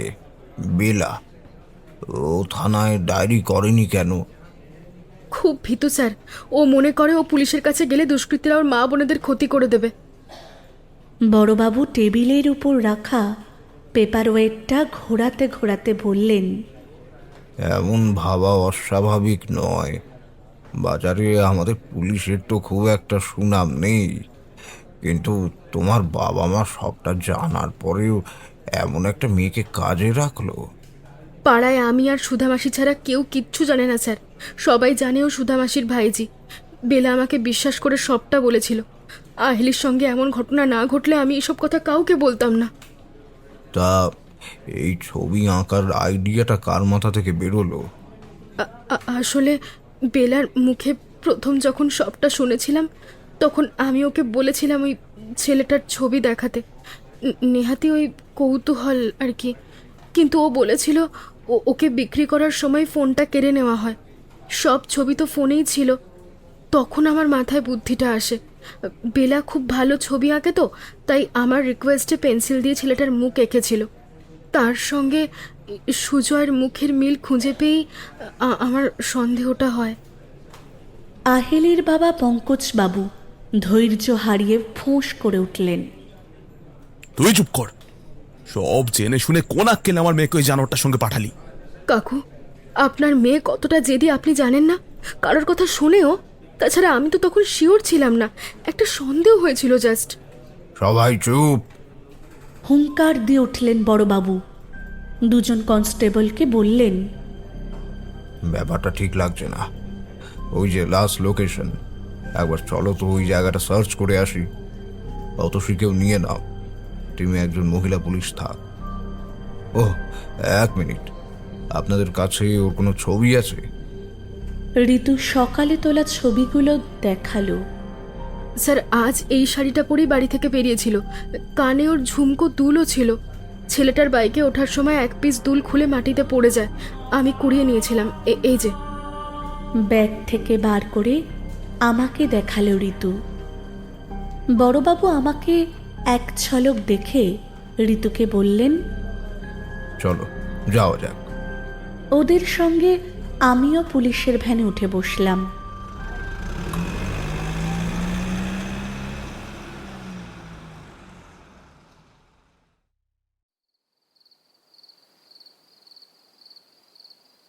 সেই কখন থেকে আমি পড়ে আছি, শীত করছে, কান্না পাচ্ছে। লতার সঙ্গে হয়তো আর কোনোদিন দেখাও হবে না। সকালের সবুজ মাঠ এখন মিশমিশ করছে কালো, কোথাও কোনো রং নেই। বিপদ সংকেতের মতো ঝিঁঝি ডেকে চলেছে এক টানা। যদিও নিজের চঞ্চলতা ভুলে কেমন যেন থম মেরে আছে। একটু দূরেই চায়ের দোকান, একটাও কাস্টমার নেই। দোকানদার বসে বসে এক মনে ফোন ঘাঁটছে। আহিলিকে আর দেখা যাচ্ছে না। সম্ভবত দোকানের পিছনে কোনো ঘর আছে, ওখানেই রাখা হয়েছে ওকে। সুজয় তো চলে গেছে অনেকক্ষণ। আহিলিকে ওপারে পাঠানোর জন্য কি সব গাড়ির ব্যবস্থা করতে হবে না কি একটা শুনলাম। প্রতি মুহূর্তে আমার অস্বস্তি বাড়ছে। চোখের সামনে আহিলির জীবনটা শেষ হয়ে যাবে, কিচ্ছু করতে পারবো না। ভাবনায় বাধা পড়ল। ঝমঝম করে বৃষ্টি নামলেও কোনো পূর্বাভাস ছাড়াই। আবহাওয়ার বড্ড খামখেয়ালিপনা আজকাল বেড়েছে। কনকনে শীতের রাতে বৃষ্টির জল পিনের মতো ফুটতে লাগলো আমার গায়ে। কাল এই সময় আমি আহিলির ঘরের খাটের এক কোণে বসে লতার সাথে গল্প করছিলাম, আর আজ আমার এই দশা। জীবন সত্যি বড্ড অনিশ্চিত। অন্ধকারের বুক চিরে গাড়ির হেডলাইটে রাস্তাটা উজ্জ্বল হয়ে উঠল। এক মুহূর্তের জন্য তারপরেই ঠিক ম্লান হয়ে গেল সে গেল। এভাবে হর্ন না বাজিয়ে আলো ক্ষীণ করে কেন আসছে গাড়িটা? তবে কি সুজয় এসে গেল? সব কিছু শেষ হয়ে যাবে এভাবে? ও মা, ওটা তো পুলিশের জিপ! গাড়ি থেকে ঋতুকে নামতে দেখে আনন্দে ভরে গেল আমার মনটা। আহিলির কানে আবার দুলবো আমি, লতার সঙ্গে সুখ দুঃখের কথাও বলবো, সব ঠিক হয়ে যাবে। কয়েকদিন ধরেই মুষলধারে বৃষ্টি হচ্ছে। কাদা ভরা মাঠে টর্চ চালালো পুলিশ। প্রথমে কিছুই পাওয়া গেল না। ঋতুর মোবাইলে ফ্ল্যাশ জ্বালিয়ে পাগলের মতো ঘুরে বেড়াচ্ছে সে। ওকে দেখে রিনরিন করে বাঁচতে থাকলাম। এই ঋতু, আমি এখানে। ঝুমকোর ভাষা মানুষ বোঝে না, কিন্তু ঋতু পিছন ঘুরে তাকালো। আমাকে দেখতে পেয়ে চকচক করে উঠল ওর মুখ।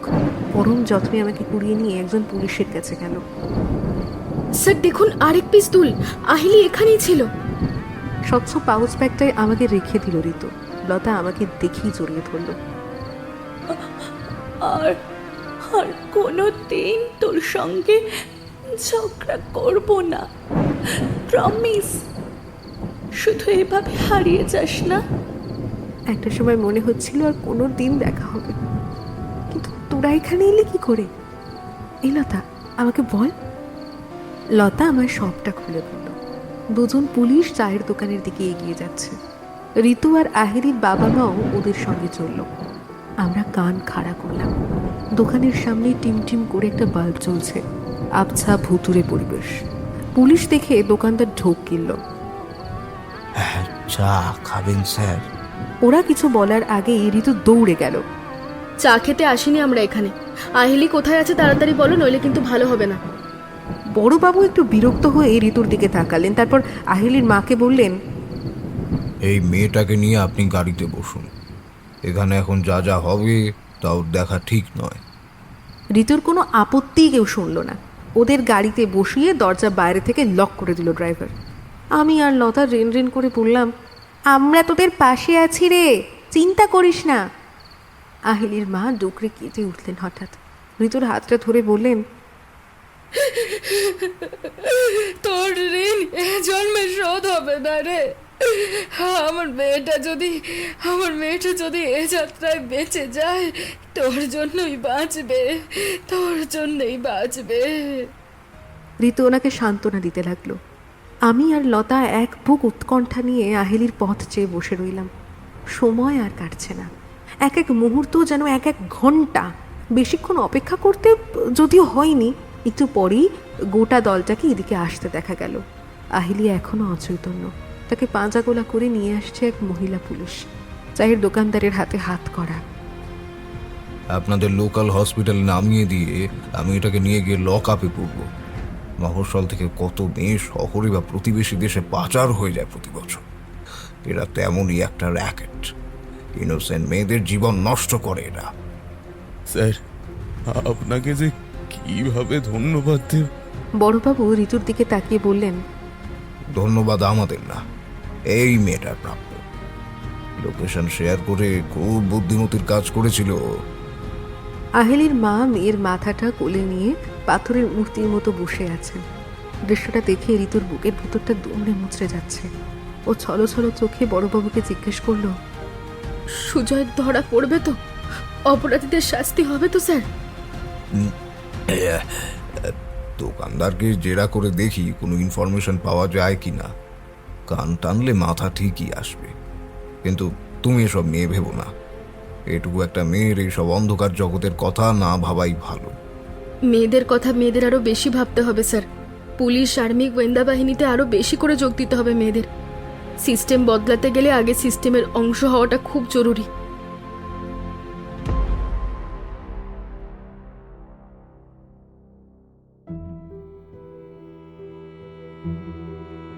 আহেলি আজকাল ঘর থেকে বেরোতেই চায় না। প্রাঞ্চঞ্চল প্রজাপতি হয়ে গেছে ঘর কোনো পেঁচা। ঋতু রোজ আসে, স্কুলের গল্প করে, কোচিং স্যারের নোটস দিলে 2 কপি করে জেরক্স করে নিয়ে আসে আহেলির জন্য। আহেলির মা বাবার মধ্যে রোজ ঝগড়া হয়। বাবা সমানে দোষারোপ করে যান মাকে।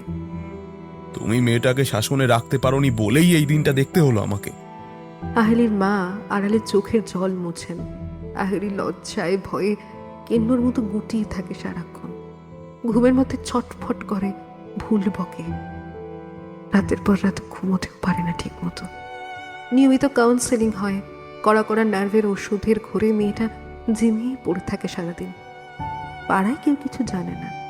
ঋতু নিজের বাবা মাকেও কিচ্ছু বলেনি। তবে বেলার একটা গতি করা গেছে।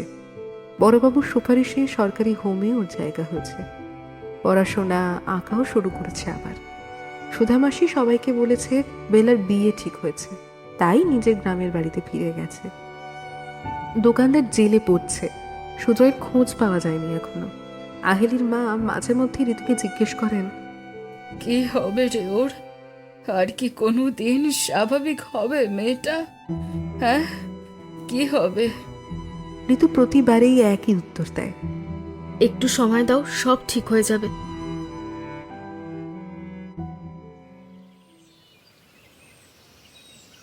সেদিন ভর দুপুরবেলা ছাদে চুপচাপ বসেছিল আহেলি। হঠাৎ পিছন থেকে ওর চোখ দুটো চেপে ধরল কেউ। আমি কিছু করিনি, আমি কিছু করিনি, ছেড়ে দাও, ছেড়ে দাও, আমাকে আমাকে ছেড়ে দাও। হাত সরে গেল। খিলখিল করে হেসে উঠল ঋতু। পাশে একটা মস্ত টেডি বিয়ার। ঋতুর 2 কানে আমরা দুলছি, আমি আর লতা। এই দেখ, তোর ঝুমকোটা আমি পরেছি, কেমন লাগছে রে আমাকে? ভালোই তো। তুই এখন স্কুল যাসনি আজ? তার ভাই, তুই না কেমন একটা মেদা মারা হয়ে গেছিস। এটা যদি তুই আগের তুই হতিস, ঝুমকো পরার জন্য একেবারে মারপিট শুরু করতিস এতক্ষণে। আগের মতো তো কিছুই আর নেই রে। তুই স্কুল ডুব মারলি কেন? তোর জন্মদিনে আমি লেকচার শুনে বোর হব আর তুই এখানে হাড়ি মুখ করে বসে থাকবি, তা আবার হয় নাকি? চল নিচে চল, কাকিমা পায়েস বানাচ্ছে। আহেলির হাত ধরে টানতে টানতে দোতলায় ওর বেডরুমে নিয়ে গেল ঋতু। ফুল আর বেলুন দিয়ে সারা ঘর সাজানো হয়েছে। খাটের উপর একটা বড় প্যাকেট রাখা। আমি আর কাকিমা ঘর সাজিয়েছি। কাকুও তো আজকে অফিস যায়নি, গিফট কিনেছে তোর জন্য। নে চটপট রেডি হয়ে নে তো, আমরা বাইরে আজকে লাঞ্চ করতে যাব। আহেলির মুখের অন্ধকার সরে গিয়ে এক ঝলক হাসি ফুটে উঠল। প্যাকেটটা খুলে দেখলো একটা লাল কুর্তি আছে তাতে। লাল ওর প্রিয় রং। কুর্তিটা নিজের গায়ের ওপর ধরে আয়নার সামনে দাঁড়িয়েই আবার গম্ভীর হয়ে গেল আহেলি। কিরে, পছন্দ হয়নি? না মানে, দেখতে সুন্দর লাগলে আবার কোন না কোন র্যাকেটের খপ্পরে পড়ে যাব। পাড়ার কাকিমারা তো বলে মেয়েদের উল্টোপাল্টা পোশাকের জন্যই ছেলেরা উত্তেজিত হয়ে রেপ করে। আরে ধ্যাত, ওসব অন্ধকার যুগে পড়ে থাকা কাকিমাদের কথা কেউ সিরিয়াসলি নেয় না কিরে পাগল? মাথায় মাকড়সার জাল না পাকিয়ে পড়াশোনায় একটু মন দে তো এবার। সামনে কিন্তু উচ্চ মাধ্যমিক আসছে। ভালো রেজাল্ট করতে হবে রে। বাবা মার মাথা হেঁট হয়েছে আমার জন্য, ওদের মুখ উজ্জ্বল করতেই হবে।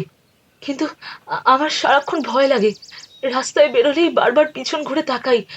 মনে হয় যদি সুজয় আমাকে আবার ফলো করে, যদি কিডন্যাপ করে নিয়ে যায়, এবার আমাকে হাতে পেলে ও আর ছাড়বে না। ভরা রাস্তায় একটা মেয়েকে তুলে নিয়ে যাওয়া কি এতই সোজা? আমি তো জায়গাটার সন্ধান দিয়েছিলাম পুলিশকে। আমি কি ভয়ে মুখ লুকিয়ে বসে আছি ঘরে? শোন ভাই, মন দিয়ে পড়াশোনা কর, সেলফ ডিফেন্সের ট্রেনিং নে। আর ভুলভাল ছেলেদের থেকে একটু দূরে থাক, কিচ্ছু হবে না তোর। যদি কোনোভাবে সুজয়কে পুলিশের হাতে তুলে দিতে পারতাম রে। জীবনটা জি বাংলা নয়, আর তুইও আকিরার সোনাক্ষী সিনহা না। পুলিশের কাজ পুলিশকে করতে দে, তুই নিজেকে ভালো রাখ, তাতেই হবে। যা, রেডি হয় এক্ষুনি। আমি একটা সাধারণ মেয়ে ঠিকই, কিন্তু তুই তো লেডি ডন। সত্যি রে, তোর গোয়েন্দাগিরি নিয়ে কত হাসি ঠাট্টা করেছি, এখন সেসব ভাবলে খারাপ লাগে খুব। আগের চুলবুলি হাসি খুশি তুই ভালো ছিলি, এই সন্ধ্যা রায় মার্ক একটা কাঁদো কাঁদো ভার্সনটা না আমি আর নিতে পারছি না রে ভাই।